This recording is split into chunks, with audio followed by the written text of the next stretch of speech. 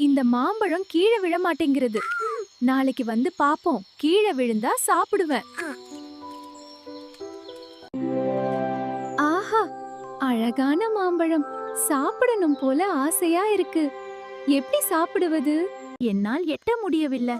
அருகிலுள்ள மரக்கட்டை தூக்கிட்டு வந்து போட்டு அது மேலே ஏறி சுண்டலி அந்த மாம்பழத்தை வரிக்க முயற்சி செய்து, ஆஹா, மாம்பழத்தை பிரித்து விட்டேன். நான் சாப்பிட வேண்டும். சிரித்துக்கொண்டே நான் மாம்பழம் சாப்பிட போகிறேன்.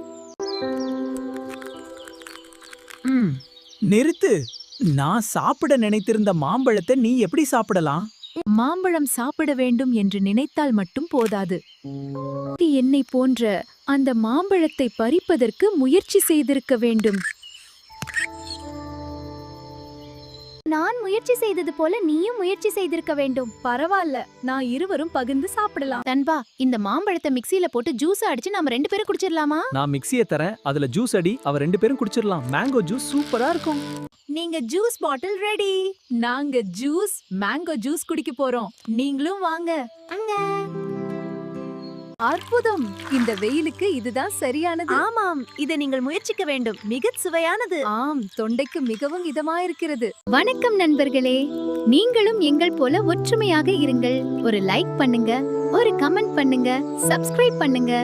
முயற்சி உடையார் இகழ்ச்சி அடையார். நீங்களும் எங்கள மாதிரி முயற்சி செய்து வாழ்க்கையில் வெற்றி பெறுங்கள்.